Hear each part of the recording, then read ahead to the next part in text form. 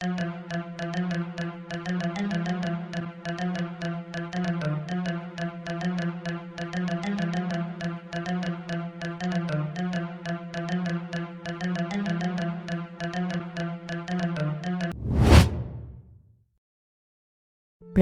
के समय आकाश में हल्की सुनहरी आभा फैली हुई है। आर्यावर्त राज्य की सीमाओं से लगा घना जंगल इस समय शांत दिखाई देता है, लेकिन उसकी शांति धोखेबाज है।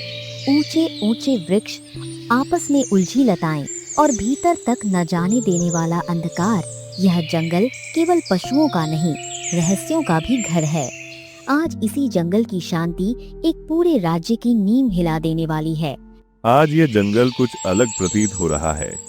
वर्षों से मैं यहाँ शिकार करने आता रहा हूँ, लेकिन आज मन बार बार किसी अनजानी खिंचाव की ओर जा रहा है। शायद यही वह क्षण होते हैं जब मनुष्य अपने अनुभव से ज्यादा अपने अहंकार पर भरोसा कर लेता है।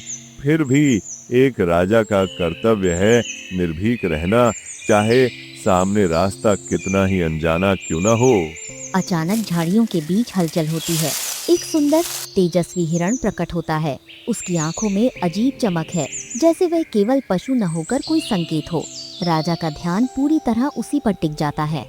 यह साधारण हिरण नहीं लगता। इसकी चाल में भय नहीं, बल्कि चुनौती है। जैसे यह मुझे बुला रहा हो। मेरे सैनिक पीछे हैं, लेकिन मन कहता है कि यह शिकार अकेले ही किया जाए। शायद यही मेरी परीक्षा है, पर इस क्षण मैं पीछे नहीं हट सकता। राजा हिरण के पीछे बढ़ता चला जाता है। धीरे धीरे सैनिकों की आवाजें पीछे छूट जाती हैं। जंगल घना होता जाता है, रोशनी कम होती जाती है।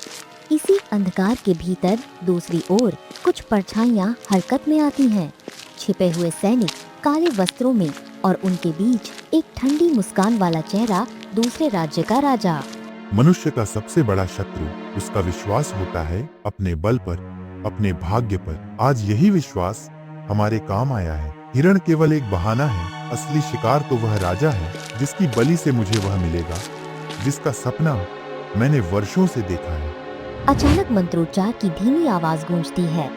काले चिन्हों से घिरी जमीन, तांत्रिक का स्थान। सब कुछ विधि के अनुसार हो रहा है।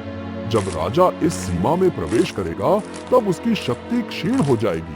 याद रखो, ये केवल कैद नहीं है, ये उस बलि की तैयारी है जिससे काली शक्तियां जागेंगी। एक राजा का रक्त और तुम्हारा नाम मृत्यु से ऊपर। जैसे ही राजा उस चिन्हित भूमि पर कदम रखता है, हवा भारी हो जाती है। चारों ओर से सैनिक निकल आते हैं। राजा तलवार उठाता है, लेकिन शरीर में अजीब कमजोरी महसूस करता है। ये क्या है? मेरे हाथों में बल क्यों नहीं रहा? ये युद्ध नहीं, कोई कुटिल चाल है। सामने आओ, छिपकर वार करना कायरों का काम होता है। यदि तुम्हें मेरा सिंहासन चाहिए, तो सामने आकर लो, छल से नहीं। दूसरा राजा सामने आता है। सिंहासन युद्ध से नहीं, बुद्धि से जीता जाता है। आज तुम समझोगे कि शक्ति केवल तलवार में नहीं, उस अंधेरे में भी होती है जिसे तुमने कभी गंभीरता से नहीं लिया। घबराओ मत, तुम्हारी मृत्यु अभी नहीं होगी, तुम्हारा उपयोग अभी शेष है। राजा बंदी बना लिया जाता है। हिरण्यकप का जंगल में विलीन हो चुका है। कुछ समय बाद सैनिक और सेनापति घबराए हुए महल लौटते हैं। महारानी, हमने हर दिशा में खोज की, लेकिन महाराज नहीं मिले। जंगल में न युद्ध के चिन्ह हैं, न रक्त। केवल यह स्पष्ट है कि यह कोई सामान्य घटना नहीं, बल्कि सोची समझी चाल है। हमें भय है कि यह पड़ोसी राज्य की साजिश है। जब कोई घटना बिना शोर के घटित हो, तो समझ लेना चाहिए कि शोर बाद में मचाया जाएगा। महाराज का इस प्रकार लुप्त होना केवल व्यक्तिगत संकट नहीं, यह पूरे राज्य के लिए संकेत है। अब हमें तलवार से पहले बुद्धि और आस्था से काम लेना होगा। महारानी की आंखों में चिंता है, लेकिन उससे भी अधिक दृढ़ निश्चय। यह युद्ध केवल राजाओं का नहीं, धर्म और अधर्म का होगा। और यदि अधर्म ने पहला कदम उठाया है, तो उत्तर भी उसी स्तर का होगा, देवी की शरण से। दिए की लौ कांपती है। जंगल की गहराई में अंधकार मुस्कुराता है। राजमहल में अजीब सी खामोशी फैली हुई है। दिए जल रहे हैं, पर उनकी लौ स्थिर नहीं है। सैनिकों की आहट, मंत्रियों की फुसफुसाहट और आम जनता के भीतर फैलता डर सब मिलकर एक ऐसा वातावरण बना रहे हैं जहां हर सांस भारी लगती है। सिंहासन खाली है और उस खालीपन की गूंज पूरे राज्य में सुनाई दे रही है। राजा का न होना केवल एक व्यक्ति की अनुपस्थिति नहीं है, यह उस संतुलन का टूटना है जिस पर पूरा राज्य खड़ा रहता है। यदि इस क्षण मैंने भय को अपने निर्णयों पर हावी होने दिया, तो अधर्म को वही मिल जाएगा जो वह चाहता है। इसलिए आज मुझे रानी से पहले रक्षक बनना होगा, चाहे उसका मूल्य मुझे कितना ही क्यों न चुकाना पड़े। महारानी राज पंडित के कक्ष में प्रवेश करती हैं। राज पंडित उन्हें देखते ही समझ जाता है कि संकट साधारण नहीं है। महारानी, आपके कदमों की गूंज बता रही है कि यह संकट केवल राजनैतिक नहीं, आध्यात्मिक भी है। जब युद्ध बिना तलवार के शुरू हो और राजा बिना रक्त बहाए बंदी बना लिया जाए, तब समझ लेना चाहिए कि यह तंत्र का मार्ग है। ऐसे समय में मनुष्य का बल नहीं, देवी का आश्रय ही अंतिम सहारा होता है। यदि यह तंत्र का खेल है, तो उसका उत्तर भी उसी स्तर का होना चाहिए। लेकिन धर्म के मार्ग से मैं जानती हूँ कि साधारण यज्ञ या प्रार्थना से यह संकट नहीं टलेगा। यदि आवश्यकता हो तो मैं स्वयं देवी के सामने खड़ी होने को तैयार हूँ, क्योंकि यह युद्ध अब केवल मेरे पति का नहीं, पूरे राज्य की आत्मा का है। राजपंडित गंभीर हो जाते हैं। वह शास्त्र खोलते हैं, मंत्र देखते हैं और फिर धीरे धीरे सिर उठाते हैं। माँ काली वही शक्ति है जो अधर्म को उसी की भाषा में उत्तर देती है, लेकिन उनका आह्वान सरल नहीं होता। इसके लिए महावन करना होगा, ऐसा हवन जिसमें भय, अहंकार और संदेह तीनों की आहुति दी जाए। यदि देवी प्रसन्न हुई तो मार्ग मिलेगा, और यदि नहीं तो यह युद्ध मानव सीमा से बाहर चला जाएगा। यदि यह मार्ग कठिन है तो भी यही उचित है। जो शक्ति राजा के बलि से अमृता पाना चाहती है, उसे यह दिखाना होगा कि धर्म की रक्षा के लिए स्त्री शक्ति स्वयं रणभूमि बन सकती है। आप हवन की तैयारी करें। राज पंडित, मैं अपने भय की आहुति देने को तैयार हूँ।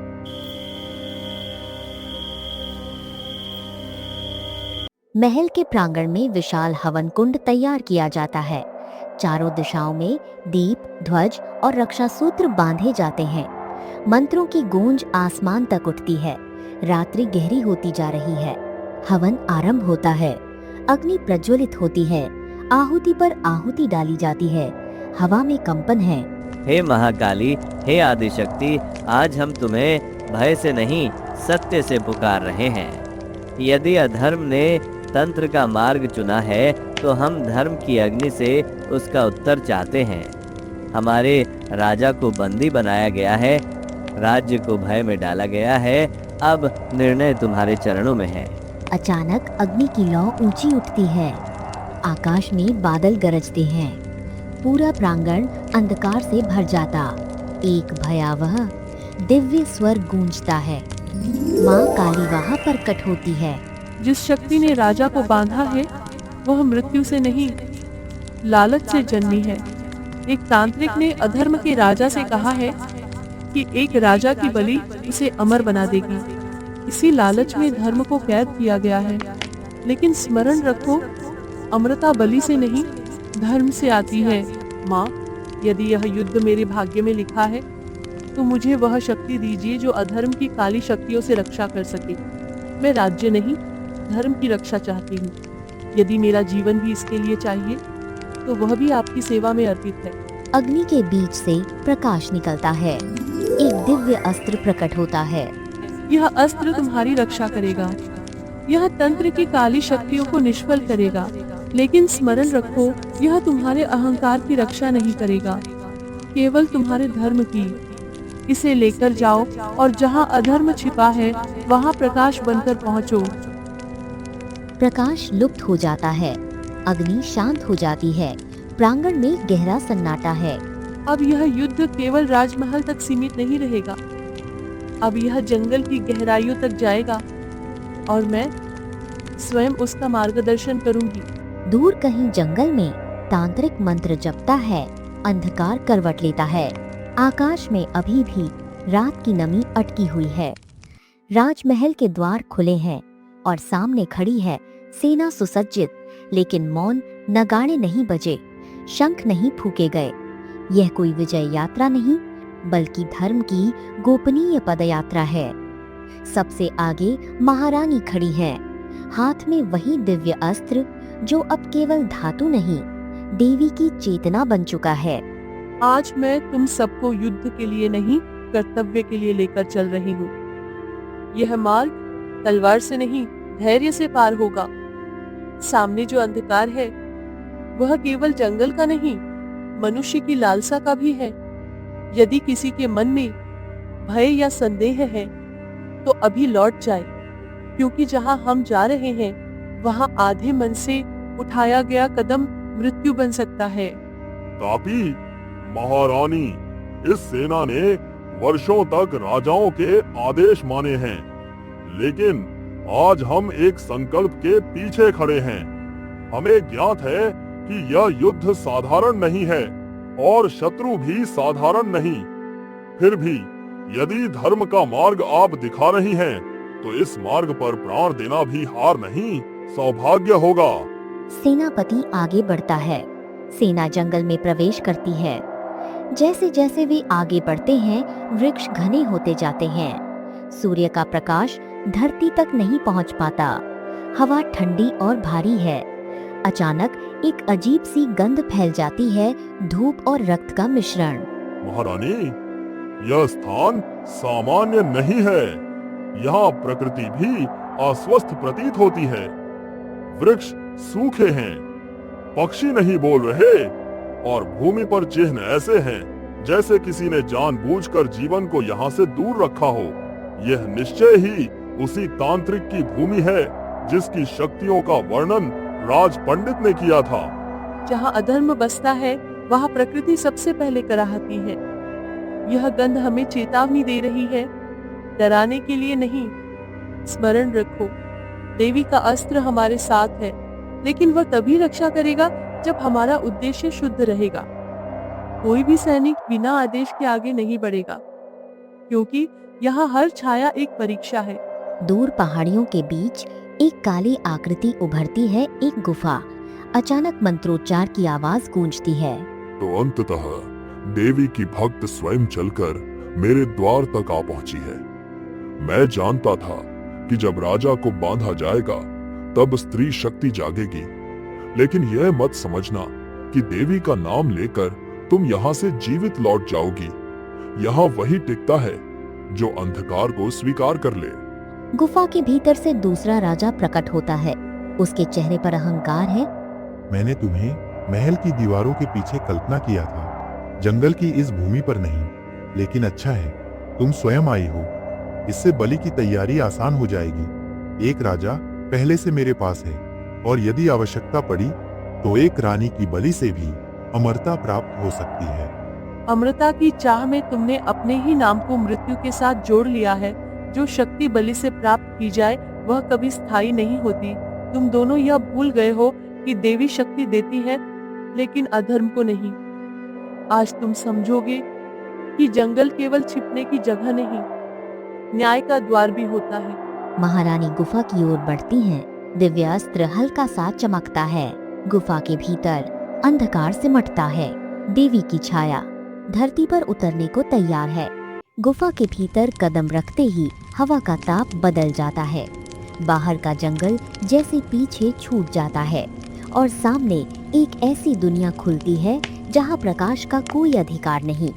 दीवारों पर सूखे रक्त के चिन्ह हैं, जमीन पर तांत्रिक चक्र उकेरे गए हैं और छत से टपकती नमी हर बूंद के साथ किसी मंत्र की तरह गिरती है। यह केवल एक स्थान नहीं, बल्कि वर्षों की काली साधना का केंद्र है। अचानक हंसी की गूंज पूरी गुफा में फैल जाती है। धुएं और काले प्रकाश के बीच से तांत्रिक प्रकट होता है और शरीर पर तांत्रिक चिन्ह चमक रहे हैं। बहुत कम लोग यहाँ तक पहुँच पाते हैं, और जो पहुँचते हैं वे या तो मेरी शक्ति स्वीकार करते हैं या यहीं समाप्त हो जाते हैं।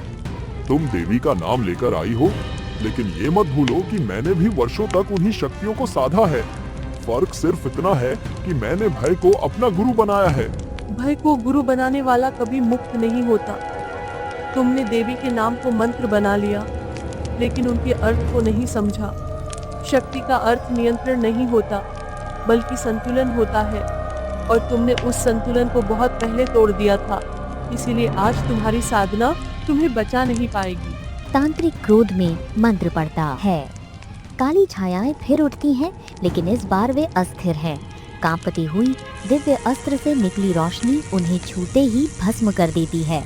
दिव्य अस्त्र एक तीव्र प्रकाश छोड़ता है। तांत्रिक चीखता है। उसके चारों ओर बनी काली रेखाएं मिटने लगती हैं। एक अंतिम मंत्र अधूरा रह जाता है। अगर मैं गिरूंगा तो ये राज्य भी बचेगा नहीं। अधर्म को तुम एक देह में सीमित समझ रही हो, लेकिन लालच हमेशा नया रूप लेता है। आज मैं समाप्त हो जाऊंगा, पर कल कोई और खड़ा होगा। क्या तुम हर बार देवी को बुलाओगी? मैं हर बार देवी को नहीं बुलाऊंगी। मैं लोगों को धर्म का स्मरण कराऊंगी, ताकि अधर्म को जन्म ही न मिले। जो शक्ति केवल भय से टिके, वह अंततः स्वयं ही नष्ट हो जाती है। आज तुम्हारा अंत किसी बदले का नहीं, एक चेतावनी का प्रतीक होगा। प्रकाश शांत होता है। गुफा की दीवारें स्थिर हो जाती हैं। वर्षों का अंधकार जैसे एक सांस में लुप्त हो जाता है। गुफा से महारानी बाहर आती हैं। उनके हाथ में दिव्य अस्त्र शांत है, लेकिन उसकी उपस्थिति सब कुछ बदल चुकी है। तुम जिस अमृता का स्वप्न देख रहे थे, वह झूठ था।